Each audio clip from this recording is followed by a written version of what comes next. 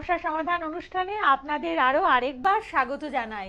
আমরা মূলত আপনাদের সমস্যাগুলো নিয়ে আলোচনা করে থাকি, আর আজকে আমরা আলোচনা করব আমাদের সামাজিক সমস্যা এবং মানসিক কিছু সমস্যা নিয়ে।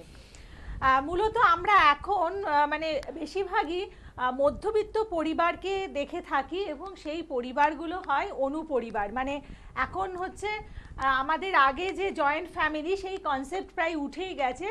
বেশিরভাগই হচ্ছে নিউক্লিয়ার ফ্যামিলি, যেখানে একটি মাত্র সন্তান বেড়ে উঠছে এবং বাবা মা তাদের সর্বস্ব দিয়ে চেষ্টা করছে সেই সন্তানটিকে মানুষ করার, বিশেষত শিক্ষা ক্ষেত্রের ব্যাপারে তারা কিন্তু একেবারে মানে উদার চিত্তে খরচ করছে। এবং যখন দেখছে যে তারা একটা যেই লাইফস্টাইলে তাদেরকে রেখেছে সেখানে সেই লাইফস্টাইলে তারা রয়েছে এবং সেক্ষেত্রে তাদের স্কুলের রেজাল্টটা একটু ভালো হচ্ছে, তারা মনে করছে তাহলে আমাদের এই লাইফস্টাইলেই আমার ছেলেটিকে বা আমার এই বাচ্চাটিকে আমরা এগিয়ে নিয়ে যাই। যেখানে তাদেরকে সেই আমাদের যে ছোটোবেলাটা আমরা দেখেছি, যেমন আমরা পাড়ার চারটে বাচ্চার সঙ্গে খেলাধুলো করেছি, গল্পের বই পড়েছি, আমরা আত্মীয় স্বজনদের বাড়িতে গিয়েছি, সেই লাইফস্টাইল কিন্তু আজকের ছোট ছেলে মেয়েদের একেবারেই নেই। তারা একেবারে সামাজিক সম্পর্ককে বাইরে রেখে একটা এমন লাইফের মধ্যে থাকে যেখানে শুধুমাত্র মোবাইল তাদের মধ্যে রয়েছে এবং তাদের ওই ঘরের চারটি দেওয়াল। এবং সেখান থেকে দেখা গেল যখন তারা একটু বড় হলো, যখন বয়স সন্ধিকালে তাদের নিজের মতামতগুলো তারা যখন মানে দেখাতে চাইছে বা নিজের মতামতগুলোকে প্রতিষ্ঠা করতে চাইছে, তখন কিন্তু তাদের বাবা মারা তাদেরকে সেই জায়গাটা একেবারেই করতে দিচ্ছেন না এবং সেখানেই কিন্তু সংঘাত ঘটছে। এবং এখন মানে বেশ কয়েকদিন ধরে একটা কথা ভীষণভাবে সামাজিক মাধ্যমে ঘোরাঘুরি করছে। একটি ছোট শিশু বলেছে, তাকে জিজ্ঞাসা করা হয়েছিল তুমি কি হতে চাও, সে তখন বলেছে আমি বোকা হতে চাই। অর্থাৎ এই যে তার কথাটা, এই যে সহজ সরল কথাটা, মানে বোকা হতে চাই, সেখানেই হয়তো একেবারে বলবো সেই ছেলেটির আজকের আধুনিকতা একেবারেই তাকে স্পর্শ করেনি এবং সে বোকা হতে চায় কারণ সে জানে যে আধুনিক জীবনে যারা রয়েছে, যারা ভীষণ চালাক, তাদের মধ্যেই কিন্তু মানে ভীষণভাবে নানান বলবো যে প্রতারণার সন্ধি তাদের মধ্যে ঢুকে যায়। তাদের মধ্যে আমাদের যে ভালোভাবে মানে একটা ভালোভাবে বেড়ে ওঠার যে জায়গাটা, সেটা কিন্তু হারিয়ে যায়। এবং তাই এই যে বোকা হতে চাই যে বলেছে, সেই জায়গাটা কিন্তু যারা মনস্তাত্ত্ববিদ মানে যারা আমাদের এই মানসিক ব্যাপারগুলো নিয়ে মতামত দেয়, তারা কিন্তু বলেছেন এটাই হচ্ছে সবচেয়ে সঠিক জায়গা। এই ছেলেটি কিন্তু অকৃত্রিম, মানে ও কিন্তু একেবারেই ওর নিজের মতটা প্রকাশ করেছে এবং এই ছেলেটি কিন্তু বড় হয়ে নিজের মতন করে বেড়ে উঠতে পারবে।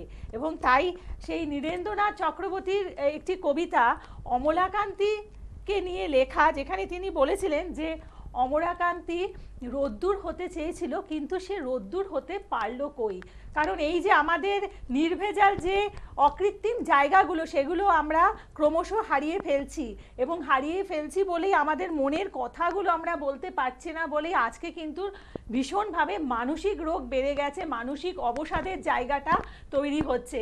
এবং তাই এই যে আমাদের ছোট ছোট ছেলে মেয়েদের মধ্যে, বিশেষ করে যারা কলেজ স্টুডেন্ট, কেন এত মানসিক অবসাদ, কেন তারা জীবনে অনেকেই ভালো রেজাল্ট করছে কিন্তু একটা ভালো কর্মজীবন তৈরি করতে পারছে না, সেই বিশেষ আলোচনায় আজকে রয়েছেন আচার্য অধ্যাপক জয়দেব শাস্ত্রী, যার প্রত্যেকটি কথা ভীষণভাবে বলবো অমূল্য।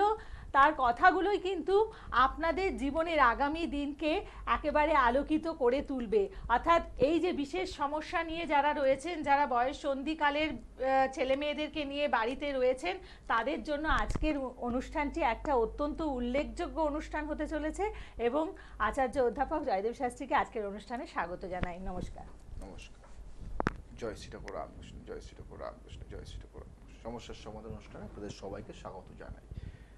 একদম আজকে আমরা যখন পড়াশোনা করি, আমরা একটা স্বপ্ন নিয়ে কিন্তু বাঁচি।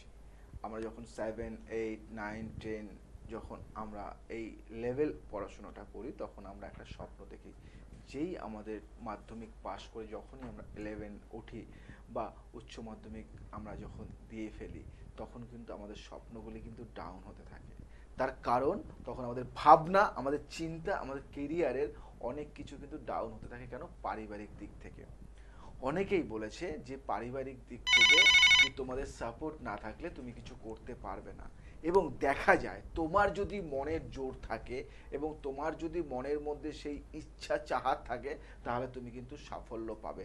আজকে ছোট্ট একটা কাহিনী বলবো, যে কাহিনীটা একটা ডক্টর আজকে আমরা তাকে ডক্টর দেখছি, কিন্তু একটা সময় সেই ব্যক্তিটা খেতে পেত না, খাবার খেতে পেত না, এবং তার বাবা একজন চাষি, চাষ করে, এবং সে দুমুঠো অন্ন জোগাতে পারে না সেই ডক্টরকে। এখন যে ডক্টর, সে একটা সময় ডক্টর ছিল না। এই বিষয় নিয়ে আলোচনা করব। তার আগে কে আছে আমাদের সাথে, তার সাথে একটু কথা বলে নি। কে আছো আমাদের হ্যাঁ সাথে? নমস্কার, বলুন কে বলছেন? হ্যাঁ নমস্কার, আমি মেদিনীপুর থেকে বলছি। আচ্ছা, কি নাম বলুন? আমি আমার ভাইয়ের সম্বন্ধে জানবো। আচ্ছা, তাহলে ভাইয়ের নামটা বলতে হবে। সুমন সরকার। ওকে ওকে। বয়সটা কত?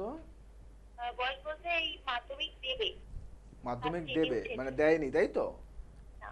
আচ্ছা আচ্ছা আচ্ছা, সব থেকে যেটা বড় কথা বলবো, তোমার ভাইয়ের নামটি বললে, জাস্ট তোমার ভাইয়ের নাম নিয়ে যে কোনো একটি সংখ্যা বলো আমাকে, যে কোনো একটি সংখ্যা। 9। নয়। তোমার ভাই পড়াশুনোর দিক থেকে ভালো, খারাপ নয়, খারাপ বলবো না, কিন্তু ও পড়তে বসেই না, মনোসংযোগটা অনেকটাই কম, এবং মনটা ও দিচ্ছেই না। ঠিক না ভুল বললাম? হ্যাঁ হ্যাঁ হ্যাঁ। এবং দ্বিতীয় নম্বর হলো খেলার প্রতি প্রচন্ড আগ্রহ, প্রচন্ড, আপনি একদম ঠিক বলেছেন। একদম। এবং 3 নম্বর যে কথাটি হলো, সেটা হলো মানসিক দিক থেকে ও ভালো, সবার হেল্প করতে চায়, সবাইকে হেল্প করে, এবং হেল্প করতে করতে ও অনেক কিছু দিয়ে দেয় সবাইকে, যেটা দেওয়াটা উচিত নয়। ঠিক না বল? বাইরের লোককে প্রচুর হেল্প করে বেড়ায়, প্রচুর। কিন্তু ঘরের লোককে না। একদম। একদম। ঘরের লোক হেল্প করে না। এবং 4 নম্বর যে কথাটি বলবো, যে প্রচন্ড মার খায় এর জন্য, দুষ্টুমির জন্য প্রচন্ড দুষ্টুমি করে, এবং সব থেকে বড় কথা, এত বড় হয়েছে সেই বুদ্ধিটা আসেনি যে কোনটা ভালো বা কোনটা খারাপ, এবং অনেক বাজে বন্ধু হয়ে যাচ্ছে আস্তে আস্তে, বাইরে বেশি কাটিয়ে ফেলছে, যার জন্য ঘরে এসে সব সময়ের জন্য ছটফট এবং স্থিরতা নেই। সব সময়ের জন্য কিন্তু খেলাধুলো, বড় বড় স্বপ্ন, বড় বড় ভাবনা, বড় বড় চিন্তা, এবং বড় কিছু ভাবনা নিয়েই কিন্তু সবসময় এগিয়ে যায়, কিন্তু কাজের কাজ কিছু করে না, আর কিছু করে না, ভাবে অনেক কিছু। ভাবে অনেক কিছু, কিছু হ্যাঁ। করে না। কিন্তু ব্যাপার হচ্ছে Solution মানে বলে দেন। আপনার কি একটু অবাক লাগছে না যে শাস্ত্রীজি কিভাবে এগুলো বলে দিতে পারছেন? ওটা নিয়েই উনি পড়াশোনা করেছেন। এটাই ওনার গুণ, মানে একটা ম্যাজিক দেখবে, ম্যাজিক না, দেখবে একটা। এটা আপনার এক্সপেক্টেড জায়গা, মানে এটা আপনি ভেবেছিলেন বলতে হ্যাঁ পারবেন? হ্যাঁ, আমি খবর পেয়েই ফোনটা করেছি, মানে আমি একজনের থেকে আর কি জেনেছি হুম, যে শাস্ত্রীর ব্যাপারে। তুমি আচ্ছা। একটা ম্যাজিক দেখবে, ম্যাজিক দেখবে। হ্যাঁ, বলুন। আচ্ছা, তোমার ভাইয়ের নাম নিয়ে যে কোনো একটা ফলের নাম বলো তো, যে কোনো একটা ফল, পেয়ারা, বাম, যে কোনো একটি বলো, যে কোনো একটি। আম। আম, পেয়ারা, আম, আর বলবে না, অন্য অন্য একটি বলো। ওকে ওকে, লেবু। আচ্ছা, তোমার ভাই দেখবে ম্যাথে খুব কাঁচা, মানে অঙ্কতে প্রচন্ড কাঁচা, মানে অঙ্ক করতে ভীষণ ভয় পায়, এবং অঙ্কেতে কিন্তু খুব একটা ভালো নম্বর আসে না, যার জন্য ও বলে যে আমি মাধ্যমিকের পরে কিন্তু আমি সায়েন্স নেব না, আমি হয় আর্টস নাহলে কমার্স নিয়ে পড়বো, শুধু অঙ্কটার জন্য, মানে অঙ্ক করতে চায় না। ঠিক না ভুল বললাম? হ্যাঁ হ্যাঁ, ও বলে কমার্স নেবো, কিন্তু কমার্সেই তো বেশি অঙ্ক। কমার্সে অঙ্ক, কিন্তু ওর অঙ্কতে কিন্তু প্রচন্ড পরিমাণে ভীতি রয়েছে, এবং ও কিন্তু অঙ্কটা একদম পারছে না এবং করেও না, মানে অঙ্কেতে হ্যাঁ, প্রচন্ড ভয়। অঙ্ক ঠিক, করতে বসলেই ওর গায়ে জ্বর চলে আসে। গায়ে জ্বর চলে আসে। এবং তোমাকে একটা কথা বলি, তোমার ভাইকে না এখনই একজন ভালো জ্যোতিষের পরামর্শ নিয়ে একটু দেখিয়ে না তোমার আমি ভাইকে। ভালো জ্যোতিষের পরামর্শ কেন নেবো, আপনি একটু রেমেডি কিছু বলে দিন না।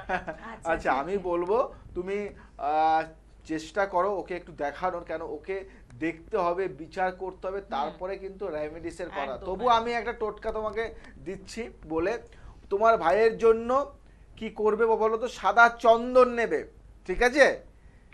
মানে শুনতে পাচ্ছ? শুনতে পাচ্ছি।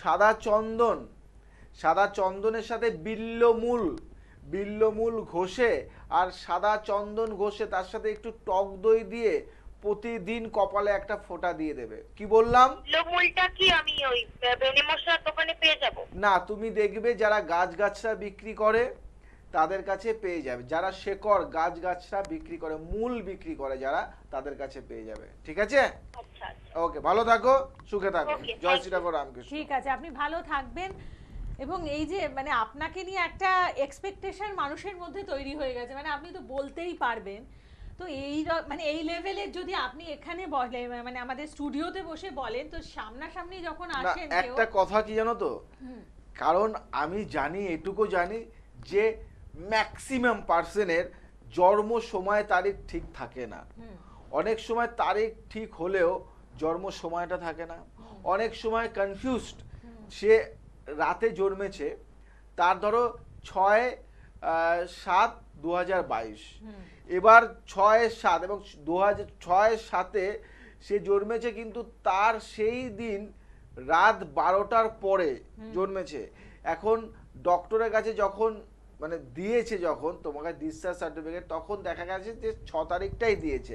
এবার কনফিউজ সে যে কোনটা সে লিখবে, 6 তারিখ না 7 তারিখ। এরকম আমি যদিও বলে দিই যে 12টার পর মানে 7 তারিখ হবে, কিন্তু তবুও তারা একটু কনফিউজ থাকে যে ডক্টরি যে যেটা ডিসচার্জ সার্টিফিকেট দিয়েছে ওখানে তো 6 ছিল তারিখটা। এই জন্য অনেকেই আমাকে ভালোবাসে শুধু একটাই কারণে, যে জয়দেব শাস্ত্রী হস্তরেখা বিচার করে হাত। একজন পামিস্ট হিসাবে আজকে ডাব্লিউবিতে যদি একটা ভালো পামিস্ট ধরা হয়, তাহলে কিন্তু প্রথমেই জয়দেব শাস্ত্রীর নামটা আসে। এবং আমি বলি যে আমি বলবো না যে I am the best person in the world, আমি সেটা বলবো না, কিন্তু এইটুকু আমি চাই, সাফল্য তোমার আসবেই যদি আমার প্রেডিকশন রেমেডিস ঠিক থাকে। এবং আমার প্রেডিকশন যদি ঠিক না হয়, তাহলে তোমার সাফল্য মানে আসতেই পারে না।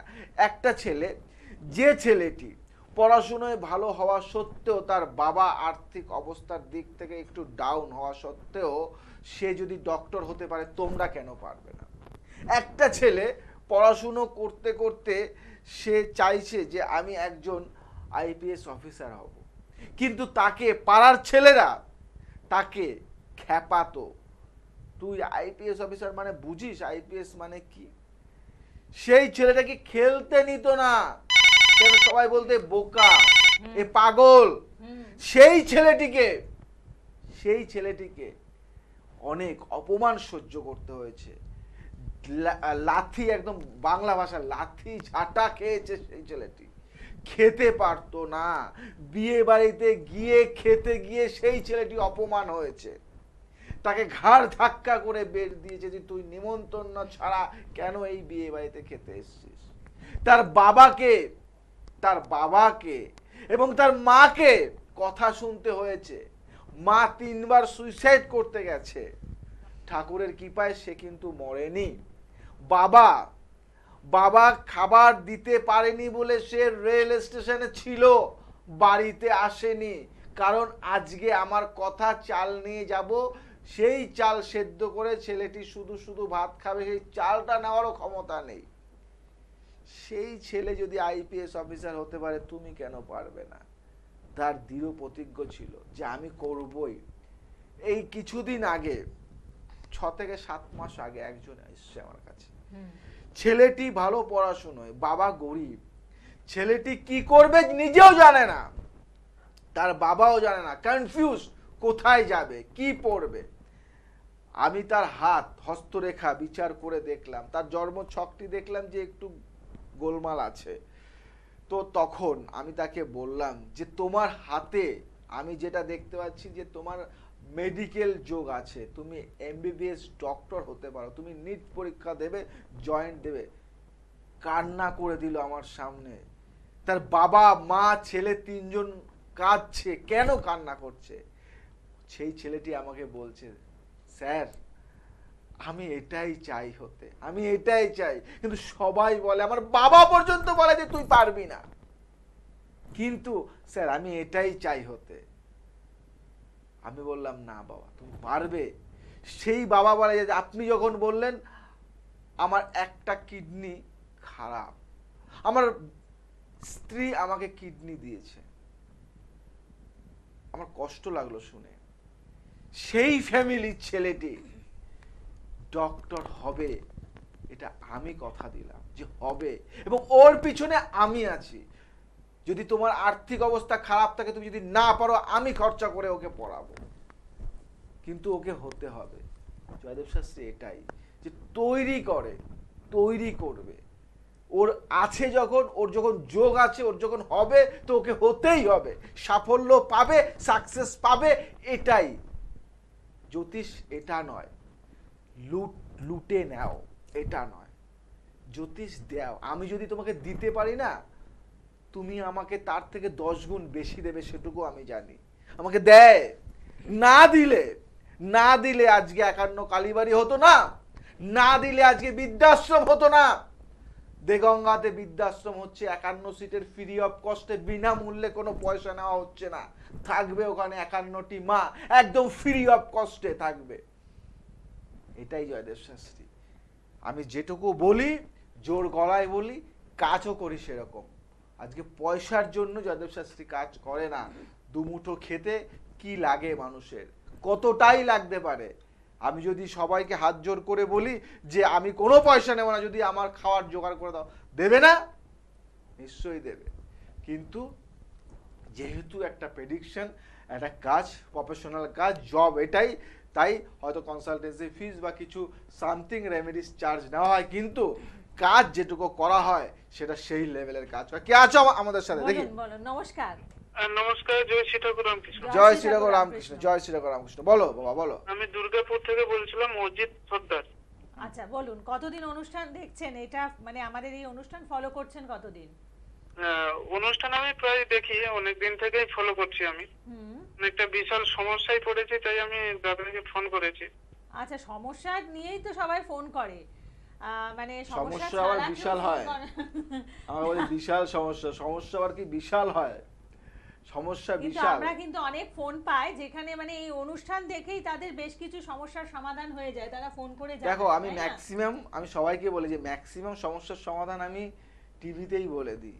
তো সেই জায়গা থেকে যারা মনে হচ্ছে যে সমস্যার আর লড়াই করতে পারছি না, আর শেষ, আমার জীবনটা বৃথা, আজকে কয়েক হাজার কোটি কোটি টাকার মালিক হয়েও সে খুশি হতে পারছে না, যে ব্যক্তি, সেই ব্যক্তির সমস্যার লড়াই করতে পারছে না টাকা দিয়েও, আমি আছি পাশে।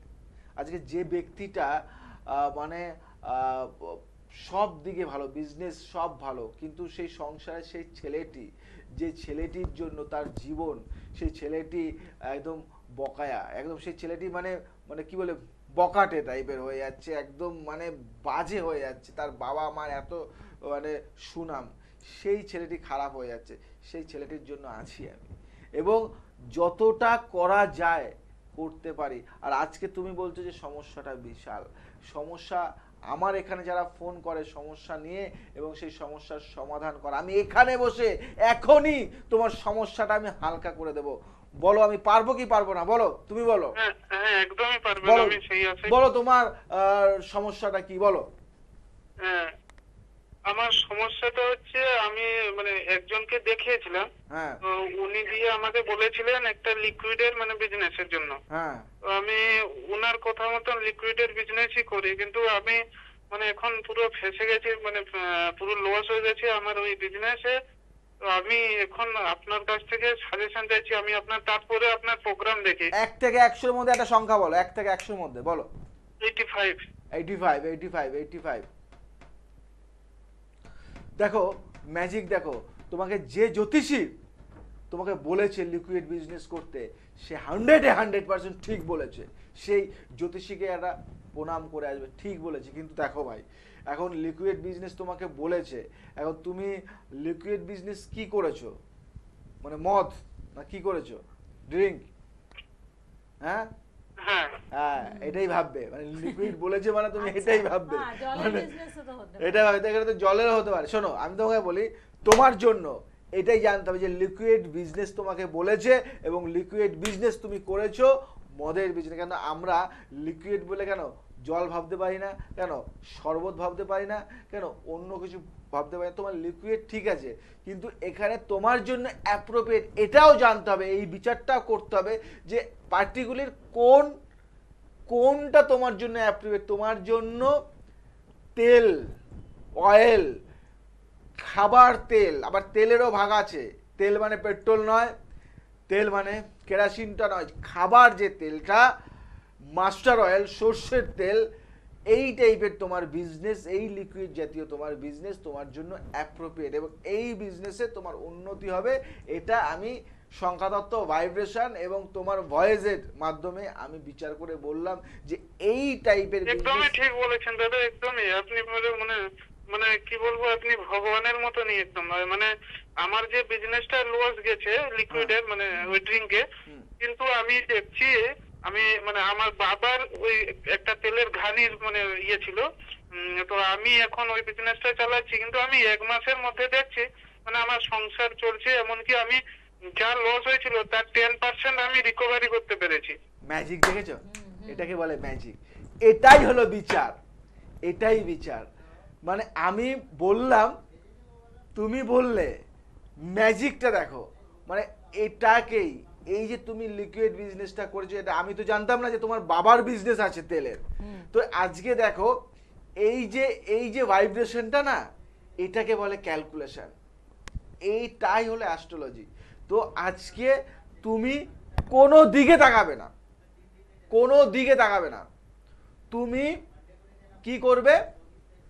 তুমি একদম এই বিজনেসেই একদম জিজান লাগিয়ে দেবে, তুমি আর অন্য কোনো দিকে তাকাবে না।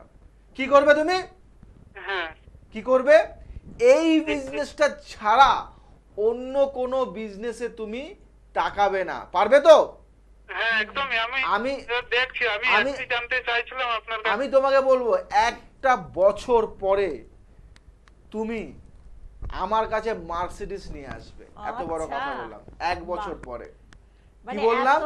এত আনন্দর একটা সংবাদ শোনার শোনো, পরে আর চুপ করে তোমার যে থাকতে পারছি বিশাল না। যে তুমি বললে না যে বিশাল সমস্যা নিয়ে তুমি ফোন করলে, এখন বলো তোমার কি সেই বিশাল সমস্যা আছে কি নেই বলো? না একদমই নেই, মানে মনে হচ্ছে যেন মানে পুরো মাথা হালকা হয়ে গেল, মানে এরকম একটা পজিশন হয়ে গেছে। এবং মানে সত্যি কথা, আপনি যে আত্মবিশ্বাস নিয়ে কথা বলেন, পাশে থাকেন, আজকের দিনে দাঁড়িয়ে এভাবে কজন আপনাদেরকে মানে মনোবলটা শক্ত করে দিতে পারে বলুন? পারে কি কেউ? সাফল্য এমনকি আমাকে যিনি বলেছিলেন, আমি উনাকে তারপরে আবার ফোন করি যে আমি এরকম আপনার বলা মতো এরকম করেছি, মানে এমনি বলার জন্য ফোন করি। তো উনি আর মানে প্রথমে ফোন ধরলেন, দিয়ে তারপরে থেকে আর ফোন ধরেন না, মানে কোনো ইয়ে হয় না, আমার মানে ফোন লাগেই না আর ওনাকে। ও মানে আপনার ফোন আর ধরছে না? না আচ্ছা ঠিক আছে, সেটা তার এটা পার্সোনাল কমন ব্যাপার, মানে যারা একটু চিটার টাইপের হয় এই টাইপেরই করে তারা। আচ্ছা, যাই হোক, আমি একটু ফোনটা কাটছি।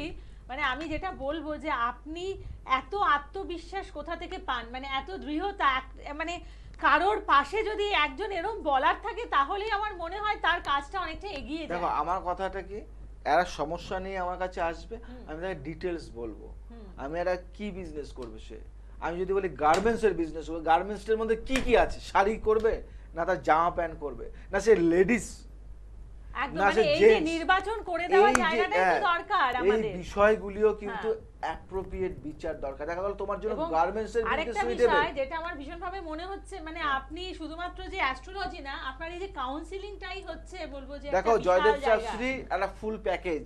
হ্যাঁ হ্যাঁ, জয়দেব শাস্ত্রী ফুল প্যাকেজ, যেখানে তুমি সংখ্যাতত্ত্ব, গ্রাফোলজি এবং ফেস রিডিং থেকে শুরু করে, কুষ্টি বিচার থেকে শুরু করে, পাম রিড থেকে শুরু করে এভরিথিং পাবে তুমি।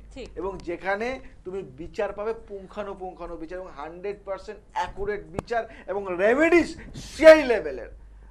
সাকসেস 21 দিনের মধ্যে যদি সাকসেস দিতে আমি না পারি, 21 দিন, জয়দেব শাস্ত্রী একটাই কথা, 21 দিন সাকসেস সামনে দেখতে পাবে। এবং তাই ভালো থাকতে হলে আমাদের অনুষ্ঠানের সাথে থাকতে হবে, আর আচার্য অধ্যাপক জয়দেব শাস্ত্রীর সাথে কনসালটেশন নিতে হবে। আজ আসি, আবার আসবো নতুন কিছু নিয়ে। ভালো থাকবে, সুখে থাকবে, সবাইকে ভালো রাখবে। জয় শ্রীরাম। আপনার নামটা বলুন। দীপ চক্রবর্তী। আচ্ছা, কোথা থেকে এসেছেন? আমি এসেছি খাওড়ার কাটলিয়া ঝাউতলা থেকে। বেশ, একাই এসেছেন আজকে? একাই এসেছি আজকে। আচ্ছা, আচ্ছা, কি কারণে আজকে এখানে আসা? দাদাকে আমি 2020 থেকেই দেখাই। হয়তো আমার বলার দাদা ছাড়া হয়তো আমার কিছুই নেই হয়তো, কারণ আমি আজকে দাঁড়িয়ে আছি শুধুমাত্র দাদার জন্যই। যেখানে কলকাতার বড় বড় এমন কোনো নার্সিংহোম নেই, ডাক্তাররা ফেল হয়ে গেছে, সেইখানে সেই মুহূর্তে আমি দাদার খোঁজ পাই টিভিতে, এইরকম অনুষ্ঠান দেখার পর, এখন কালীবাড়ি দেখার পর, তখন থেকে দাদার খোঁজ পাওয়ার পর আমি দক্ষিণেশ্বরে আসি। দক্ষিণেশ্বরে হওয়ার পর থেকে দাদাকে দেখাই আমি। এবার দাদা আমাকে আস্তে আস্তে পথটা দেখায়, কারণ আমাকে কোনো ডাক্তার 3 বছর ধরে, আমার মা বাবা আমার জন্য অনেক কিছু করেছে, মানে ডাক্তারের পেছনে এত পয়সা খরচা করেছে। আমার পেটের প্রবলেম, মানে গ্যাস্ট্রিকের প্রবলেম, ডাক্তাররা ধরতে পারছিলেন না, মানে কলকাতার multi specialist super speciality hospital doctor fail হয়ে গেছে। তো দাদা তারপর বললেন যে সাইকিয়াট্রিস্ট বা সাইকোলজিস্ট যে কাউন্সিলিং করাতে হয়, যে ডাক্তারের কাছে গেলে ভালো হয়, যে কোন স্টেপটা এগোলে ভালো হয়, সেই ডাক্তারের কাছে গেতে 2022-এ সেই পথটা আমি যখন নিলাম দাদার কথা শুনে, তখন আমি আস্তে আস্তে আর কিওর হচ্ছি আস্তে আস্তে, মানে আজ যে দাঁড়িয়ে আছি, মানে দাদা ছাড়া তো কিছুই নয়, কিছু বলতে পারবো না। এবার আর একটা কথা হচ্ছে, আজকে যেটার জন্য আসা বা আমি দাদাকে আমি দক্ষিণেশ্বর চেম্বারই দেখাই, যেটা হচ্ছে কারণ শুধু তো শরীর ভালো হলেই হবে না, কারণ কর্ম মানুষের জীবনে যদি না থাকে সেটা না বাঁচারই মতন। সেই কর্মে বা কেরিয়ারের রাস্তাটা ঠিক করার জন্যই এটাই এখন আমার কাছে মেন ফোকাস হয়ে এসেছে। সেই কারণে আবার দাদার কাছে আসা, দাদাকে আমার শারীরিক অসুস্থতা থেকে আজকে আপনি সম্পূর্ণ সুস্থ, এখন আপনার কাজকর্মের জায়গাটা নিয়ে ভাবছেন, সেটার জন্যই আপনার ভরসার জায়গা একদম দাদা। আচ্ছা, যতদিন বেঁচে থাকবো দাদার পাশেই, দাদা আমার পাশে থাকবে, এই কামনাই করি দাদার কাছে।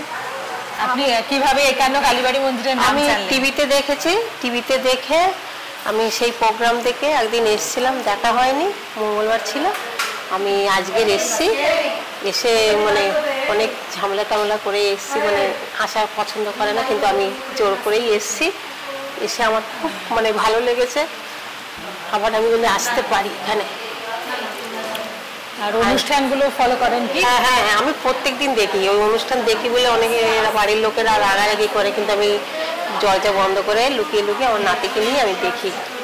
আচ্ছা, কেন অনুষ্ঠানগুলো এত কেন ভালো লাগে? আমার এই টোটকাগুলো বলে, আমি দু একটা মানে ভুলে যাই, অনেক সময় একটা করি, কিন্তু দেখেছি কাজ দেয়, এই জন্যই আমি এখানে এসেছি, আমার মন থেকে আমি এসেছি। আর কালকে আমার নাতির খুব জ্বর হয়েছিল, আমি বলছি বাবা যেন আমার নাতির জ্বর যদি ভালো হয়ে যায় তাহলে আমি সকালে আমি যাবো ওখানে, তা জ্বরটা ভালো হয়ে গেছে, আমি এই জন্যই এখানে এসেছি। এবং এটা মায়েরই ইচ্ছে, রাত্রিরে আমি দেখেছি যে বাবা মা আমার নাতি যেন সুস্থ হয়ে যায়, আমি সকালবেলা তাহলে আমি তোমার ওখানে যাবো, দেখি তোমার কি মনের মধ্যে আছে। তা সত্যি তাই আমার নাতির জ্বর কমে গেছে, আমি জেনে এসেছি এখানে, এসে আমি সত্যি খুব শান্তি পেয়েছি আমি। এবং এটাই বলে যে ভক্তের ডাকে ভগবান সাড়া দেয়।